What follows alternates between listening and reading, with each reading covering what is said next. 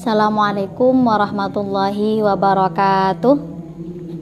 Alhamdulillahirrabbilalamin wabihi nasta'inu ala umuri dunya waddin. Wassalatu wassalamu ala sayyidina wa maulana Muhammadin. Amma ba'd. Selamat malam pemirsa Aswaja Muda dimanapun berada. Alhamdulillah di pertemuan kali ini kita bisa bertemu lagi, insyaallah dalam keadaan sehat walafiat. Amin. Langsung saja kita mulai kajian ini, tapi seperti biasa sebelum mulai kajian kita hadirkan Fatihah pada Kiai Musonif.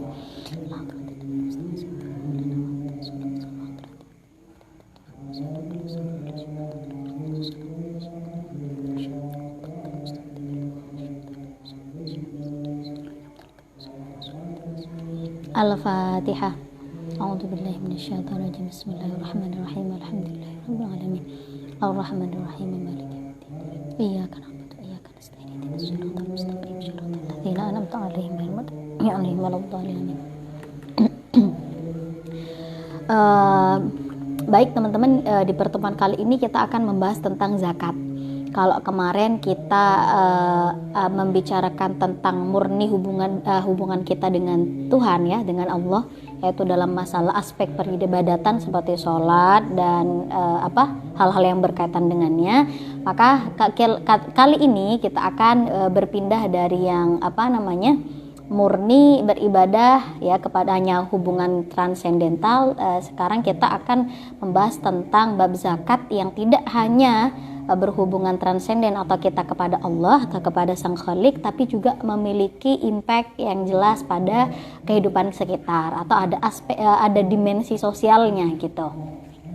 Nah, zakat ini sebelum jauh membahasnya, ya, zakat ini adalah merupakan salah satu konsep perekonomian Islam yang yang memang menimbulkan banyak kesejahteraan. Jadi nggak ada sistem ekonomi, ya, agama lain yang sebaik dari sistem ekonomi zakat ini. Jadi termasuk sistem ekonominya di mana secara prinsipil bahwa agama Islam tidak menghendaki adanya pemusatan harta kekayaan. Tidak ingin ada pemusatan harta kekayaan pada setiap orang mukmin. Jadi ketika orang mukmin telah kaya, sudah berkelebihan, maka dia diharuskan untuk membagi sebagian hartanya kepada orang-orang yang kurang mampu. Jadi dalam harta setiap orang-orang yang kaya atau yang berkelebihan itu ada hak-hak orang yang tidak mampu di sekitarnya. Jadi sangat tidak dianjurkan adanya pemusatan kekayaan dalam agama Islam. Kemudian langsung saja bismillahirrahmanirrahim, kita zakati bab menjelaskan tentang zakat. Nah, zakat itu apa sih? Secara letter atau secara bahasa, zakat itu berarti tumbuh, ya, berarti zakat itu adalah tumbuh dan berkah, jadi banyak kebaikannya. Sedangkan zakat menurut istilah syar'i itu adalah nama untuk kadar tertentu bagi harta tertentu yang diberikan pada kelompok tertentu. Jadi ada kadar tertentunya yang harus dizakati, kemudian yang wajib zakat, kemudian juga diberikan pada kelompok tertentu, kemudian juga syarat-syaratnya juga tertentu. Jadi nggak sembarang harta diwajibkan zakat, enggak. Jadi ada ketentuan masing-masing. Tajibu zakatu fi khamsati asya'ah. Nah, di sini untuk ketentuan tentang hartanya, tadi kan ada ketentuannya. Nah, harta apa saja sih yang diwajibkan untuk dizakati atau dikeluarkan zakatnya? Yaitu ada 5 harta yang diharuskan untuk dikeluarkan zakatnya. Pertama, wahya al-mawashi, yaitu hewan-hewan ternak, ya. Kemudian wal athmanu, kemudian saman atau mata uang. Wazuru'u, kemudian tumbuh-tumbuhan. Wathimaru, buah-buahan. Wa urudut tijarati, dan harta perdagangan atau harta niaga. Nah, masing-masing yang dimaksud ini apa sih dari hewan ternak itu, ya? Fal ammal mawashi fatajibu zakatu fi thalathati ajnasin minha, wahiyah al-ibilu wal baqaru wal ghanam. Untuk binatang ternak yang wajib untuk dizakati itu ada 3 jenis, yaitu pertama adalah unta, kemudian kedua adalah sapi, kemudian yang ketiga adalah kambing. Nah, batasannya seberapa sih unta yang bagaimana yang harus dizakati? Yaitu ketika jumlah unta itu mencapai minimal 5 unta. Ya, kemudian untuk sapi minimal mencapai 30 sapi. Seperti itu. Jadi kalau misalkan masih tidak mencapai bilangan yang ditentukan, maka tidak diwajibkan untuk melaksanakan zakat. Nah, kenapa? Ya, salah satu hikmahnya atau makna tersirat kenapa 3 hewan ini yang diwajibkan untuk dizakati, karena 3 hewan ini adalah hewan-hewan yang sangat potensial untuk berkembang. Jadi juga banyak dimiliki oleh orang, kemudian juga potensial untuk diperkembangbiakkan dan digembala seperti itu. Jadi banyak yang punya gitu. Terus wasyara itu wujubiha sitatu asya. Nah, syarat diwajibkannya untuk menzakati hewan ternak ini ya tadi setelah memenuhi standar jumlah, maka ada syarat selanjutnya yang harus dipenuhi. Apa saja? Itu syarat wajib zakatnya ada 6. Yang pertama adalah Islam. Jadi pemiliknya harus orang Islam. Kalau non muslim ya berarti tidak berkewajiban. Wal hurriyatuh, dia orang yang merdeka. Mungkin kalau sekarang udah nggak ada ya orang yang budak. Jadi kalau orang yang tidak merdeka maka dia tidak diwajibkan untuk zakat. Wal milkut tamu, kepemilikan yang sempurna. Jadi memang benar-benar miliknya utuh gitu. Wan nisobu, kemudian mencapai 1 nisob. Nisob itu apa? Nisob itu adalah kadar yang telah ditentukan dalam masing-masing jenis zakat. Contoh tadi, sapi 30. Nah, angka 30 itu dinamakan dengan nisob. Kemudian wal haulu, mencapai 1 tahun. Jadi kalau misalkan punya sapi banyak sekali, belum 1 tahun tapi sudah mencapai jumlah 100 misalkan, berkembang biak terus entah bagaimana, mencapai sampai misalkan 100 sapi. Nah, itu belum berkewajiban untuk menunaikan zakat selama belum mencapai usia 1 tahun dari kepemilikannya maksudnya. Kemudian yang keenam adalah wasaumu, digembalakan. Jadi makannya digembalakan gitu, bukan dicarikan. Terus kemudian wa amal athmanu fasyai'ani. Nah, tadi mata uang itu apa saja yang dimaksud dengan mata uang? Yaitu az-zahabu wal fiddatu, yaitu emas dan juga perak. Nah, emas dan juga perak itu nisabnya kalau digramkan itu menjadi sekitar 85 gram ya, 85 gram. Maka ketika sudah mencapai, ya berarti kalau ada emas yang sudah berjumlah segitu, berarti itu sudah mencapai nisab. Tapi meskipun sudah mencapai nisab, maka juga harus dilihat sudah wajib zakat apa belum ya. Nah, wasyara itu wujub zakati fiha, syarat wajib zakat untuk tadi athman atau mata uang emas dan perak tadi itu ada 5. Pertama al-islamu, seperti biasa Islam ya. Kemudian wal hurriyah, merdeka. Wal milkut tam, kepemilikan yang sempurna ya, utuh kepemilikannya. Wan nisabu, juga mencapai nisab atau mencapai kadar yang telah ditentukan tadi ya. Mencapai kadar yang telah ditentukan atau ketika digramkan sekitar 85 graman. Terus wal haulu, mencapai 1 tahun. Jadi mencapai 1 tahun. Kalau misalkan tidak mencapai 1 tahun maka belum berkewajiban untuk dizakati.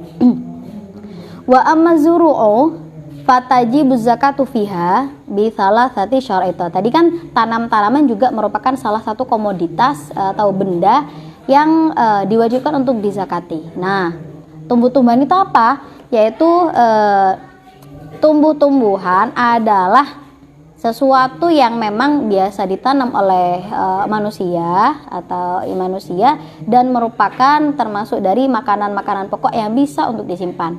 Nah, contohnya apa saja? Bisa berbentuk beras, kemudian juga bisa jagung, kemudian juga bisa gandum. Jadi biji-bijian itu ya yang bisa disimpan dan bisa menjadi makanan pokok. Nah, untuk biji-bijian ini atau tanaman ini diwajibkan untuk zakat, fatajibuz zakatu fiha bi salasati syaraitu. Diwajibkan untuk dizakati ketika telah memenuhi 3 syarat. Yang pertama adalah ayakuna mimma yazra'uhul adamiyun, memang biasa ditanam pohon ataupun tanaman yang ditanam oleh manusia, kemudian juga merupakan makanan pokok yang bisa disimpan. Kemudian yang terakhir adalah mencapai 1 nisab. Jadi batasannya gitu kadarnya. Nah, 1 nisab itu berapa? Yaitu khamsatu ausukin la kishra 'alaiha, yaitu 5 wasak yang memang sudah dikuliti atau sudah bersih tanpa kulit, seperti itu. Nah, kemudian wa amat thimaru. Nah, thimar tadi buah-buahan jenis selanjutnya yang wajib untuk dizakati itu adalah buah. Nah, buah itu apa? Buah apa saja yang harus dizakati? Yaitu fatajibuz zakatu fi syai'aini minha. Yang wajib dizakati itu cuman ada 2 jenis buah di sini ya, yaitu thamratun nakhli wa thamratul karmi. Jadi ada buah anggur dan juga buah kurma. Wa syaraitu wujubi zakati fiha arba'atu asya. Syarat diwajibkannya zakat untuk buah-buahan ini itu ada 4. Pertama Islam, kemudian merdeka, kemudian kepemilikan yang sempurna, kemudian juga nisab. Terus ya, jenis yang terakhir harta yang diwajibkan untuk zakat itu adalah harta perdagangan. Ya, harta perdagangan. Nah, bagaimana? Wa amma urudut tijarati fatajibu zakatu fiha bisyaraiti al-madhkurati fil athman. Nah, untuk harta perdagangan maka diwajibkan untuk dizakati ya dengan ketika telah memenuhi syarat-syarat yang telah disebutkan dalam masalah emas dan perak tadi. Jadi tentang masalah mata uang tadi. Kemudian selain itu, ketika kita telah membahas tentang kewajiban zakat, di mana orientasinya tadi hanya berobjekkan pada sebuah harta atau dalam istilahnya disebut dengan zakat mal, maka ada jenis zakat kedua yang penyebabnya itu bukan karena dia memiliki harta. Ya, jadi ada zakatul mal karena dia berzakat karena mempunyai harta ya, karena sebab dia punya harta mencapai 1 nisab kemudian dia zakat. Kemudian yang kedua ada yang namanya zakat abdan atau biasa disebutkan dengan zakat fitrah. Nah, zakat fitrah bagaimana? Zakat fitrah itu ya ketika yang biasa dilakukan ketika bulan Ramadan, biasanya di akhir-akhir mengeluarkan zakat fitrah. Zakat fitrah ini diwajibkan dengan 3 hal atau dengan 3 syarat. Pertama adalah Islam. Nah, jadi kalau nggak Islam maka ya tidak diwajibkan untuk zakat fitrah. Kewajibannya tadi juga ketika wabi ghurubi syamsi min akhir yaumin min syahr ramadhanah wa wujudil fadli an quwwatihi wa quti iyalihi fi dzalikal yaum. Yaitu berkewajiban sebab tenggelamnya matahari di akhir hari bulan Ramadan. Jadi dia menangi menemukan akhir hari dari bulan Ramadan, kemudian dia juga memiliki harta yang lebih. Jadi ada kelebihan harta dari makanan pokoknya dan juga makanan pokok keluarganya pada hari tersebut. Jadi memang ada kelebihan. Sehingga kalau orang-orang yang tidak memiliki kelebihan, jadi nggak ada hartanya, ya maka tidak diwajibkan untuk melakukan zakat fitri. Wa yuzaki an nafsihi wa amman talzamuhu nafaqatuhu minal muslimin. Nah, dia diwajibkan untuk menzakati dirinya. Jadi orang yang punya tadi ya, yang memenuhi 3 syarat tadi, jadi Islam, kemudian dia mempunyai kelebihan tadi, kemudian juga menemukan terbenamnya matahari di hari akhir bulan Ramadan, maka dia menzakati dirinya. Jadi menzakati dirinya.